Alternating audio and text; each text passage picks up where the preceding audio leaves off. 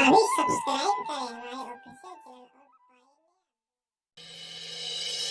पगली के खातिर पगला दिन रात रोवे छे।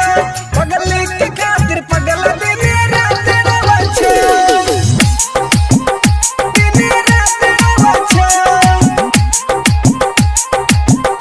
दिन रात रोवे छे। Music by DJ Umesh Shukipur बाजार। पगली के खातिर पगला दिन रात रोवे छे। दिले तोर दलही हमरा विश्वास न है छे। दिले तोर दलही हमरा विश्वास न है छे। दिल तोर दलही हमरा विश्वास न है छे। पगली के खातिर पगला दिन रात रोवे छे। पगली के खातिर पगला दिन रात रोवे छे। पगली के खातिर पगला दिन रात रोवे छे। पगली के खातिर पगला दिन रात रोवे छे। Music by DJ Umesh Shukipur बाजार। पगली के खातिर पगला दिन रात रोवे छे। दवाई के बदला में दिल के दर दिया। करे न कुछ काम करे न हर दिया। करे न कुछ काम करे न हर दिया। दवाई के बदला में दिल के दर दिया।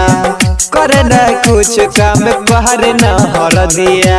करे न हर दिया। रोवे छे दोनों अखिया याद ओकरे आवे छे। रोवे छे दोनों अखिया याद ओकरे आवे छे।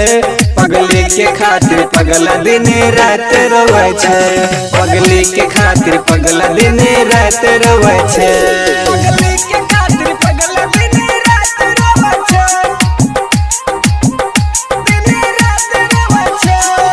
Music by DJ Umesh Shukipur बाजार। पगला दिन रात रोवे छे।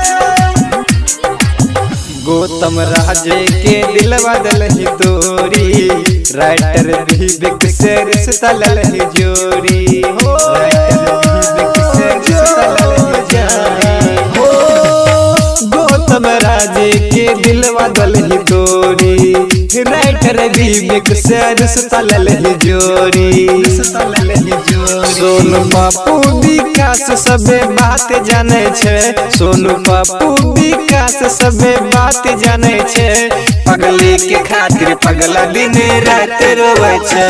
पगली के खातिर पगला दिन रात रोवे छे। दिलवर के बिना दिलवा दिन रात कुहक छे। दिलवर के बिना दिलवा दिन रात कुहक छे। पगली के खातिर पगला दिन रात रोवे छे। पगली के खातिर पगला दिन रात रोवे छे।